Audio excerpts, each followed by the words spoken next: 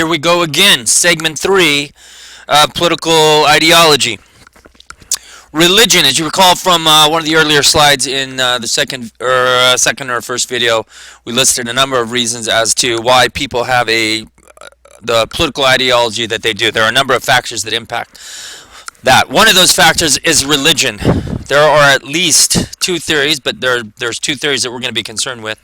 Two theories as to why religion has an impact on political ideology, and it impacts in such a way that given whichever religious theology a person believes in, it pushes them or pulls them one way or another towards a certain political ideology. So the social status theory of religion suggests that because disadvantaged groups were helped by the Democratic Party or the liberal ideology, that those religions that had that help tend to have a liberal ideology even today. For instance, when the Catholics came over early in our history during the potato famine in Ireland, the expression "last hired, first fired" was originally said of the Catholics, not a ethnic minority.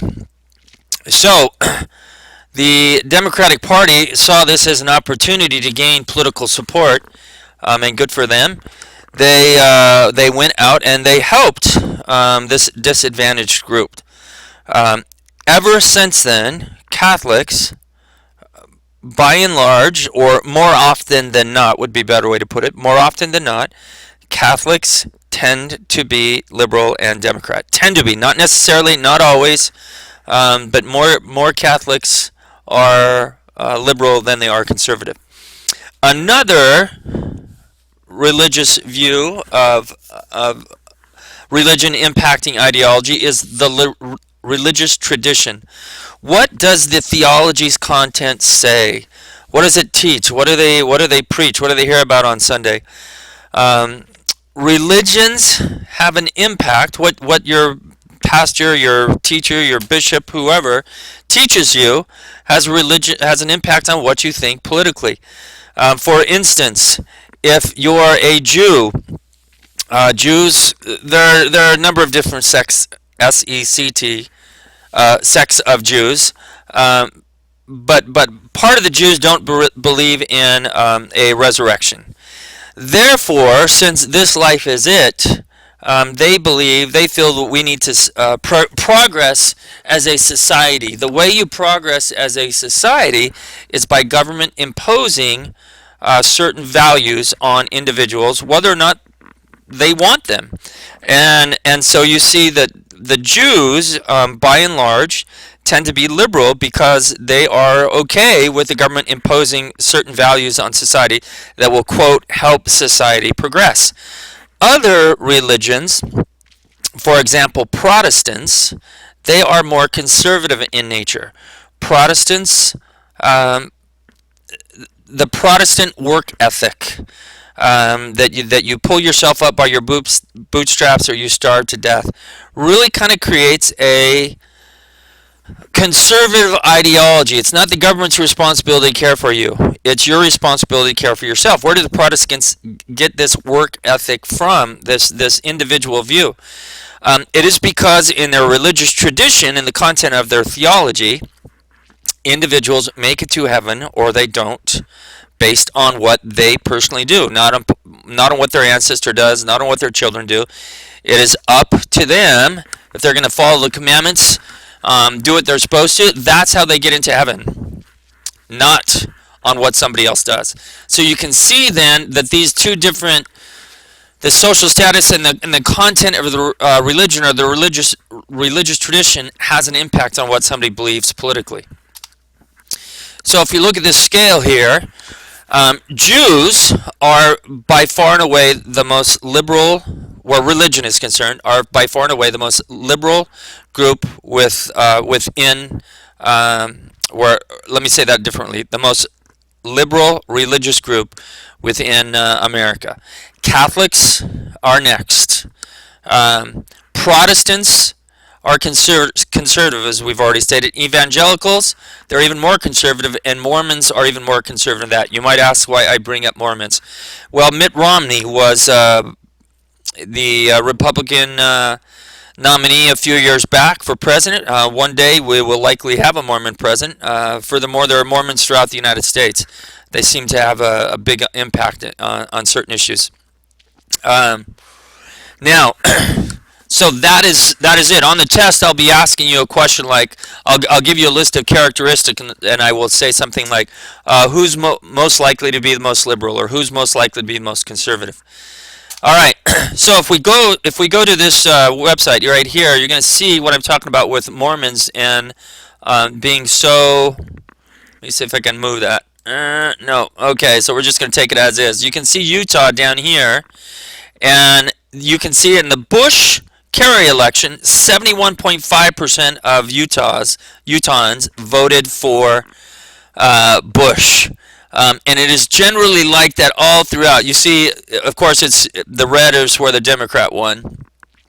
So let's see, Texas, you can't. Bush 61%, Idaho 66, not bad. North Dakota 62 for Bush. So you can see over here Alabama 62. Utah is just generally the most conservative state within the nation. Now, in the Trump election, ironically, that changed. They weren't the most conservative, that one. Utahns, they still voted for Trump, but there was a third-party candidate about 20% of Utahns voted for, which skewed their normally conservative Republican vote.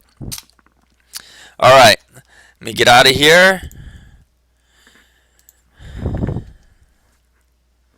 Maybe. There we go. And let's go to the next screen. All right. So this is what that is saying. This is in Romney 72. This is for Utah. You just see it's just crazy how much that is. All right, let's go to the next one. The gender gap. Who you are based on your gender has an impact of what you think politically. So the gender gap, political scientists define it as the difference in political views between men and women. It makes sense that there would be a difference in political views between men and women. After all, they are different. If you haven't noticed, you should look at the opposite sex, and you'll see that they're different. That difference has made an impact about what they think politically. Historically, the gender gap has supported conservatives, meaning women have tended to be more conservative than men. Why would that be so? Well, it was the things that conservatives believed in. For instance, conservatives believed in prohibition, or the prohibition of alcohol. So you can see that why I say historically. This would have been in the 1920s. Earlier than that, or excuse me, a little later than that, though, in the 1960s, women were anti-pornography. During Vietnam, World War II, anti-war. So all these things that conservatives believed in, they did not want alcohol. Conservatives were against pornography. You might think today that the conservatives are the war party, but back in World War II, World War I, both started when Democrats were in the White House. And so the Democrats, rightly or wrongly, were for a long time tagged as the war party. So all those issues that women believed in were by and large supported by the Conservative Party. Well, things have changed. So contemporarily, in the contemporary era, liberals tend to get much more support of women. Let me back up. They don't get much more support, but they get more support. More women support liberal policies than conservative policies. If you look at the election results for Democratic presidents, women tend to vote more for Democratic presidents than do men. So today, some of the issues that drive this are such things as abortion. More women are in favor of abortion than more men. It's close. It's not like it's an all-out landslide. But women more women support abortion than oppose it. Equal pay, understandably, women are in favor of equal pay and affirmative action. both for gender and race. So those issues that the liberals support today are much more in line with what women think as a group, and consequently, women support the Democratic Party more than they do the Republican Party. Cleavages in public opinion, political cleavages. This is defined as the cross-cutting of political attitudes and values which, based upon given characteristics, family, peers, race, religion, education, income, region. You can really almost put anything in here. I've listed about 7 there, but you can almost put in anything. Should find all similarly situated individuals holding like views, but they don't. So in other words, let's take the issue of race. You would think that an individual's race would, by and large, determine what they think politically. And it certainly has an impact, a big impact. You would think religion would determine what they think politically, and it certainly has an impact, a big impact. But it is not absolute, not absolute. There are a number of sources of political cleavage, race and ethnicity being one, region, and income or occupation. We'll take a look at each one of those. So, death penalty for murder. Blacks, support or oppose, white support or oppose. Just ask yourself that question. So, blacks support the death penalty or oppose it. And whites, what do they think? So, oppose and support. Blacks oppose, whites support. Understandably, more blacks are accused of crimes that potentially could receive the death penalty. And since there has been a history of discrimination, you can understand why blacks would oppose this. Increased spending for defense. What do you think? Blacks oppose or support, whites oppose or support? And the answer is blacks oppose increased spending for defense, and whites support. Why is this? Well, in the past, it was viewed that minorities went into the military. This is particularly after we had an all-volunteer military. They went into the military because this was one of the jobs that they could find. And so consequently, war fell harder on blacks than whites, was the view. Favor national health care rather. And the answer is blacks support, whites oppose. Again, same kind of idea. If blacks were not able to get good jobs that had health care, you can understand why they'd want this. Whites opposed it if they already had good jobs and didn't want to pay for somebody else's health care. Vietnam War, 1960s. Blacks oppose, whites support. Same reason as to why they would oppose and support for increased defense spending. Affirmative action in employment and education. I bet you can guess this one. Blacks support and whites oppose. Yeah, pretty self-explanatory in that one. Abortion on demand. Abortion on demand. What do you think? Blacks oppose, whites support? What is it? And the answer is both oppose. Both oppose abortion on demand. So just because race is a political cleavage, it does not mean that absolutely a race will be diametrically opposed to, quote, the opposite race. Both are opposed to abortion on demand. So we had talked about abortion earlier. Abortion on demand is this idea that if a woman just wants to go in and get an abortion, no matter how late in the pregnancy, she has the right. Both groups oppose that.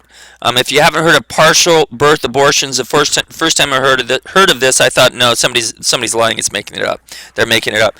So partial birth abortion is when basically a fetus, a baby, is too large to be aborted the normal way, and they literally turn the baby around inside the womb, feet coming out first, jab a pair of surgical scissors into the base of his neck. So they bring the baby all the way out of the birth canal up to the base of the neck. Put that surgical scissors in, shove a tube up into that, suck out the brain, and what you have then is a rag doll, and they pull it out the rest of the way, and that is a partial birth abortion. So you can understand why both would oppose. I think most people, except the really liberals, super liberals, think no, a woman just has a right to that abortion whenever she wants. I'm not making any judgment. I'm just giving you the reality of what the situation is as to these groups. Allow police to search homes of known drug dealers without a warrant. You would think blacks would oppose and whites would support. There again, both support. You might wonder why. Why would blacks support this? Well, the reality is, where are a lot of these drug dealers? a lot of